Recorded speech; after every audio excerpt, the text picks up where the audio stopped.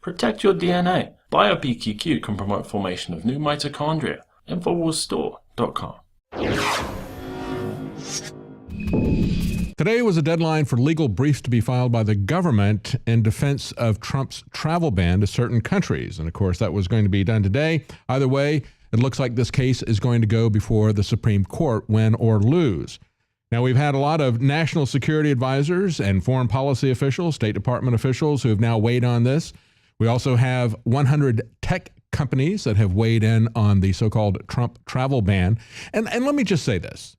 For all the people who are so upset and calling this a Muslim ban, saying that you're banning Muslims, were they ever concerned about the fact that Obama was bombing Muslims? Are they calling for the bombing of Muslims to stop in these 7 countries?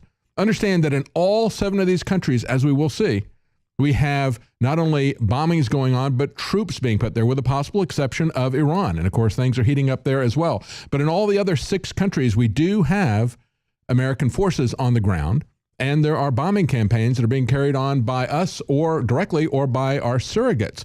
Why isn't the left, who is so concerned about humanity and humanitarian causes, why are they not calling for the bombing to be stopped? Why are they only concerned about the fact that people are coming into this country?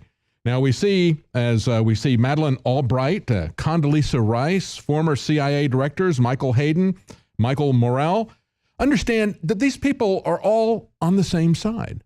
Condoleezza Rice was with Bush, Madeleine Albright was with the Clintons, and yet they're all part of the globalist establishment, the perpetual war establishment.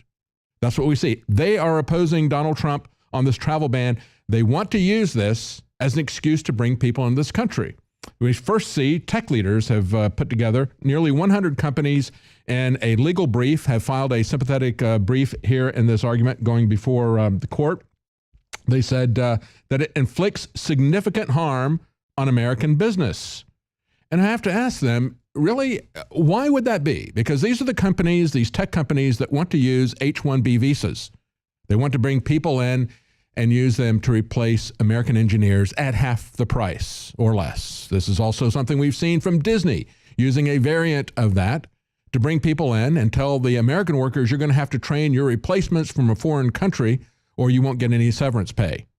That is the next shoe that is going to fall from Donald Trump, and that's what they're talking about. That's the only harm to American business, but it's not really a harm to American business. It's a harm to multinational corporations. And I have to ask these technology companies, are Somalia and Libya high-tech centers? Really? Do we have to get state-of-the-art engineers from those areas? I don't think there are any state-of-the-art engineers in those areas. They aren't in Iran, Iraq, Sudan, Syria, or Yemen either.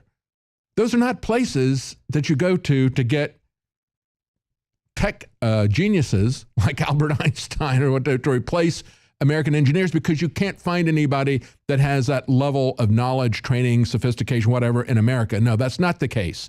They're simply trying to replace labor and do it cheaply.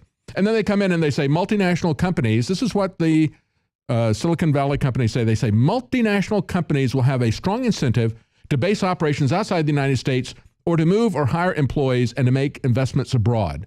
Are you kidding me? They've been doing this all along. That's why we have this situation. Meanwhile, we've got Kerry Panetta, we've got Madeleine Albright, we have Condoleezza Rice, all of them saying this is going to endanger troops in the field. And that gets back to what I just said, in the sense that in all of these countries, with the possible exception of Iran, we don't know if there's troops in Iran or not, but we do know that they have put troops in Libya, Syria, Somalia, Sudan, Iraq, and Yemen. And again, why is it more of a danger to the troops to say that we're not going to allow people that we say, these are countries we say they're dangerous enough, there's enough terrorism or whatever going on there, whether that's true or not, we say they're dangerous enough that we have to send bombs, we have to send troops, but we cannot vet the people who are coming into this country. And the fact that people cannot immigrate into this country is supposed to be more of an irritant to people in that country than if we drop bombs on their weddings? I don't think so.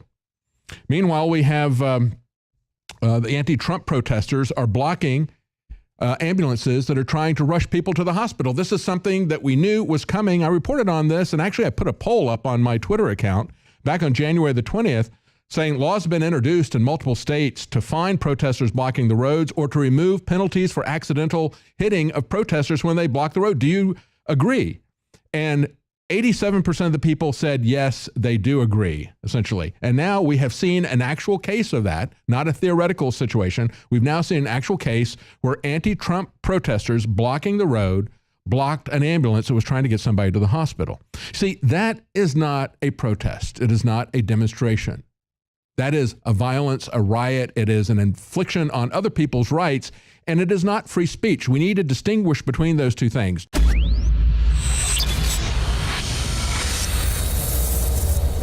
In case you haven't heard, Infowars has become the most influential media outlet in America. We're making freedom go viral. And now we are proud to announce a new weapon in the epic battle against the globalists. Infowars Prime, where you can watch live high-definition feeds of The Alex Jones Show, plus exclusive insider videos from the Infowars crew and behind-the-scenes action. Go to Infowars.com/app and download today. Infowars Prime is available right now for your iPhone or Android. You will have access to exclusive videos that you can't see anywhere else. And that means live coverage of events and breaking news on location as it happens. You can also take advantage of amazing deals from the Infowars store that are only available for Infowars Prime subscribers. That's Infowars Prime at Infowars.com/app. And if you can hear my voice, you are the resistance.